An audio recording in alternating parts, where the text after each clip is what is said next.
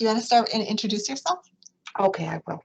Kolamasi need to Shinzi, which you and you Kanewuk, Ni non GIE, Stockbridge, Muncie Nation, Mohican Nation, Anishinaabe, Lenape, Mohicanewe Kwe, Ni non GIE, Shana, Wisconsin. So I said my name is, I gave my spirit name, which you knew Kanewuk, which is accompanied by the 4 eagles, Flying Eagle Woman. And I said that I am from Shana, Wisconsin, and I belong traditionally to the Stockbridge, Muncie, and Mohican Nation. The Muncie part is actually Lenape, which is Delaware natives, and Delaware has 3 bands, and one of them, I'm sorry, Lenape has 3 bands, which is the same as Delaware.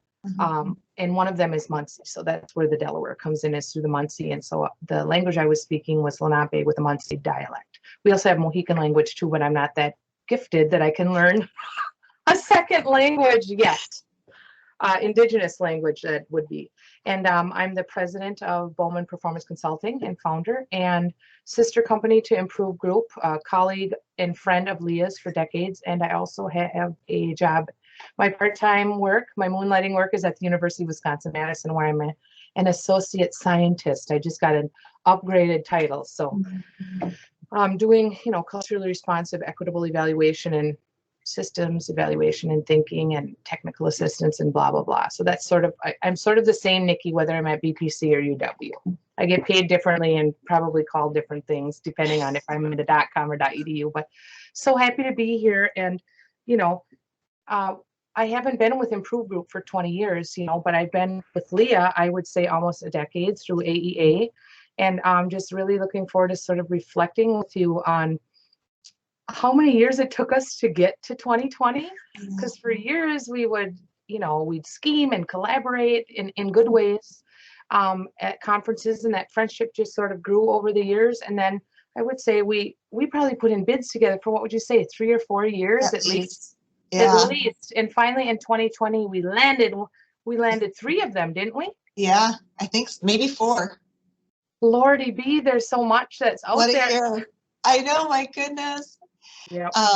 Thank you for starting off by introducing yourself. And one of the things I've loved this year, because we've had the opportunity to work on more projects, is it's also given me the opportunity to hear more about your story. And also, one of the things that you always do is always ask me about mine too, and where I'm situated and where my people are from. And so I just love that. I love thinking about how the personal and the professional weave together, and our stories weave together too. It's been, the personal and the professional do weave together. And that's, I always say, no matter where you go, there you are. That's one of my sayings, and it's just been really lovely to be able to, get to know all of your different team members and the ways they work. But the one thing that always binds is they're very much human-centered, culturally responsive, and they're open to constructive feedback, and I think that, your organization being primarily non-BIPOC, and mine being, I think, all indigenous or BIPOC, because some of our members have multiple ethnicities and races, mixed race. It's been really great. And I needed the Improve Group experience to really see authentic and shared values and partnerships in reciprocal relations. And truly from policy to procurement to contract negotiations to implementation and execution, to sharing resources and information, learning together in context with a real project. I really honestly hope that you and I someday can talk about this as a panel or a webinar or writing about this, because I haven't had this experience with a non-Indigenous organization, but literally in almost 25 years, I've had 2 experiences. So I'm just pausing here. I'm glad I get a chance to celebrate and do that. And just to be, I love that Improve Group doesn't try to be the wokest of them all. We sit back and we listen to one another. It's very much like a lodge, an academic lodge, as I like to say. And it's really beautiful as we learn together. And, you know, everything isn't roses. Like, we have to work through some things, but we always find a way to come back to shared values and remembering that, you know, there are resources that we can share, and that whether it's time, money, the human beingness that we bring to me is a resource. Yeah. And being respectful and reciprocal in our relations. And it's been great. And it's been a good learning experience, and one that has actually restored my faith, because literally on a daily basis, you know, Leah, from our talks, Yeah. our walks and our talks and our texts, in the ways we hold each other up, our private small business group in Yeah. Minnesota that you let me be part of, like, it was a lifeline in Yeah. 2020, and it continues to be, you know, helping me from policy to practice to just little uplifting notes. You've really been a good sister to me, or a good sister company. I know how to say Nicole, but I don't know how to say company. I'm not sure. I know how to say sister, but Yeah. I really, really enjoy it. So I just wanted to say I'm celebrating with you. I'm glad to be part of the IG party, and I hope we keep on partying. We're It making makes good change. You know, we're it's turning so heads of true. funders and academia and the business sector. You know, it's really been great. But I Yeah. blabbed long enough. No, so good. While you were talking, I was thinking about our strategic planning project with the behavioral health unit at the Department of Human Services. And what was so beautiful about that is we really lifted up, and each of us brought our strengths to that project and also learned from each other. I got to see you facilitate and help them come up with their strategic goals and really develop them. And then at the same time, where there were like pauses or where things needed clarification, I could step up and ask more questions or get people moving on a different track. And I just loved it. And I remember one time we debriefed afterwards because we were working on a few projects at the same time. And we talked after one of our meetings. And you said, you know, Leah, I want to tell you that when the client says to you that they're speaking to you in a good way, they're giving you important feedback, and you really need to listen to that. And I just I loved how you spoke from your heart at that moment and helped calm all this kind of scattered thoughts, and you distilled them down to what was most important. It was really a beautiful moment. Oh, I'm glad, and I think that you can even look for people who don't have a discerning, like, cultural, whether it's in your DNA, with the way you behave, which is different. That's the difference between being a citizen and being traditional and practicing it every day. I've talked to you about that. To you know, if you don't have that experience or that citizenry or the way you behave, I like to bring out those subtleties, because we are so, I always say we're like ni alagomati. We're all related. We are much. That's why there's 4 colors, and that's why it's a circle, right? And Yeah. our job right in the middle is to sort of reach to everywhere.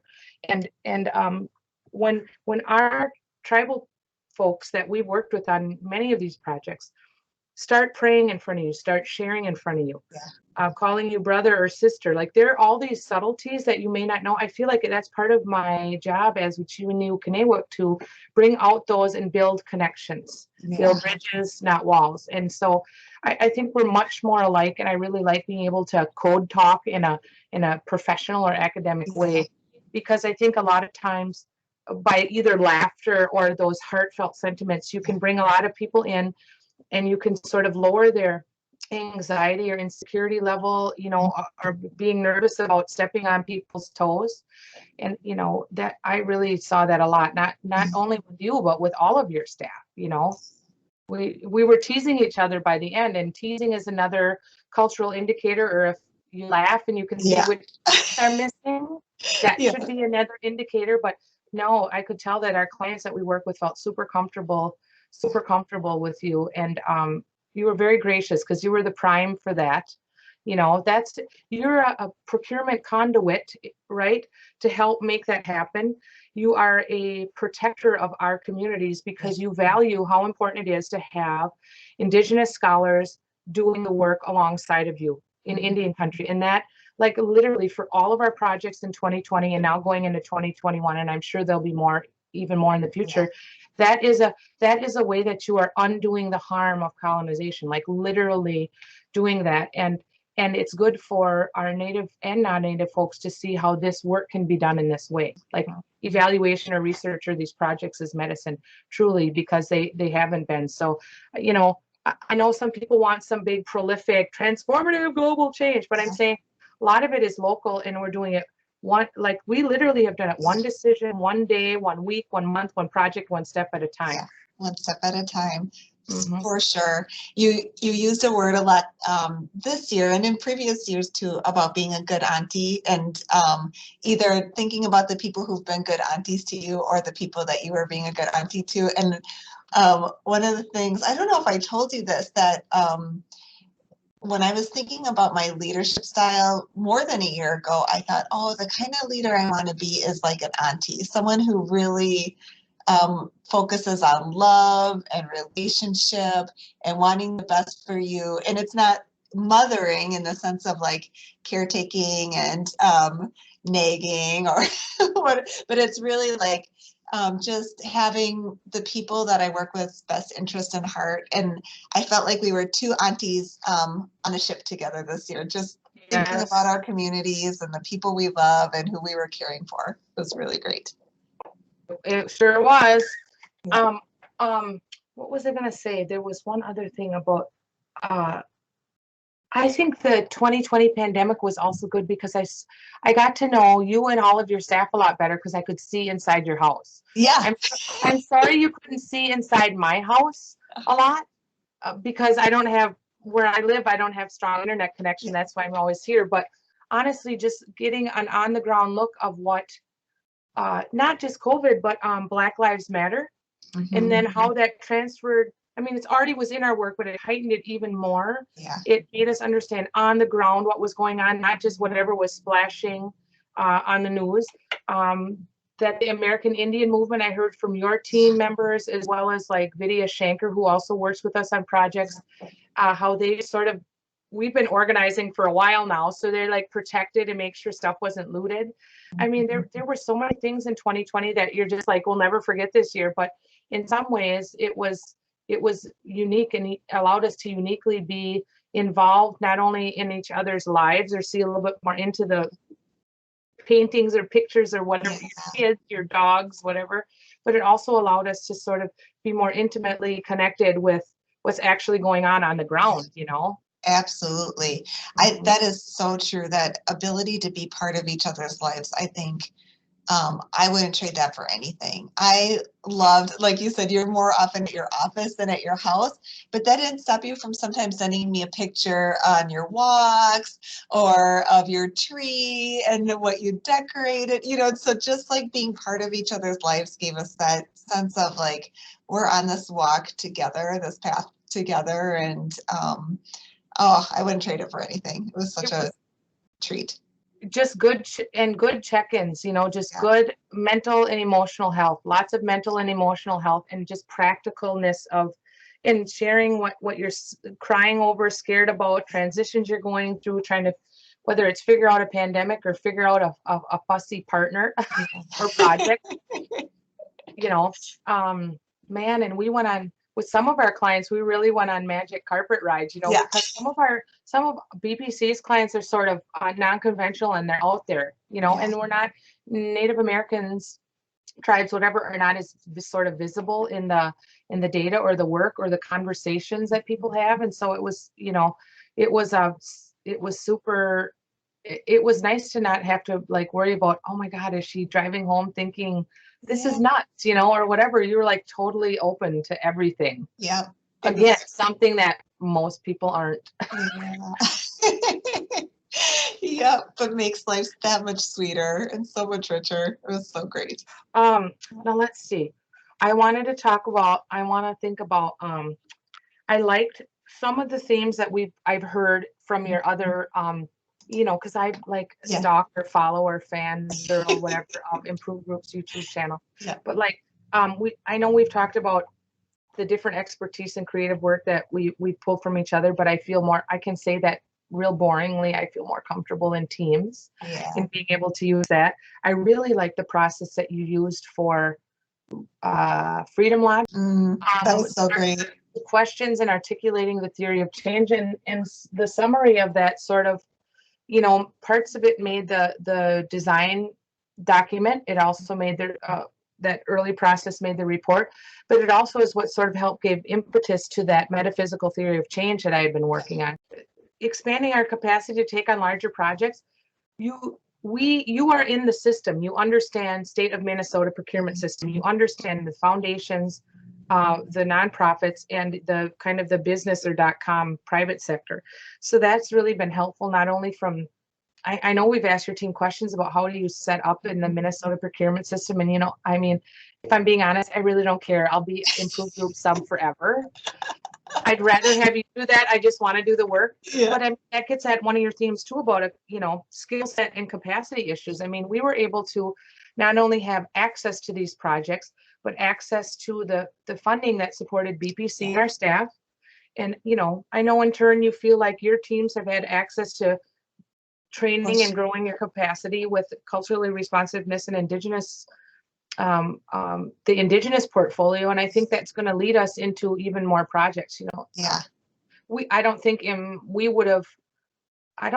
of these projects that we put together, especially now I think about the child welfare project, and it involves local, state, and tribal government. So it's multi-jurisdictional, way more complex. We're building a design together with your team members. And then, it's our scientific team, our scientific lodge huddle, and then we'll carry out so that Improve Group is working on, the local and state child welfare, and we're working on the tribal. And it's just so cool how that's coming together, because we are not only getting bigger projects, they're becoming more complex. And because our study is going to go to the Minnesota legislature, which is way stronger and more supportive of American Indians, financially, policy, and otherwise, than the state of Wisconsin. Yes, I said that, but it's true. For missing murdered Indigenous women and lots of other stuff. Neither state government's perfect, but it's a step in the right direction. We would have never been able to do, a bigger project like that. You have expertise, we have expertise, and it blends together so well.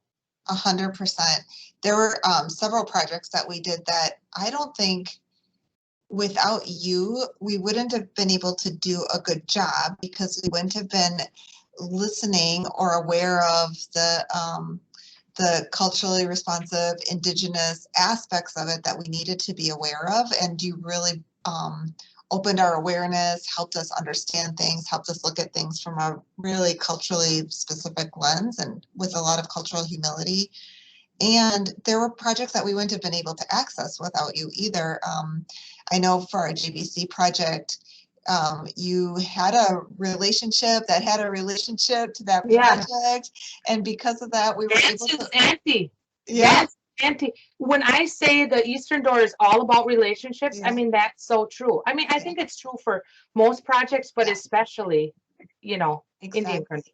Exactly. So I think, like you said, the access, the capacity, the skill set, the kind of complementary wisdom served us really well, and it served our clients really well too. I think they really see that.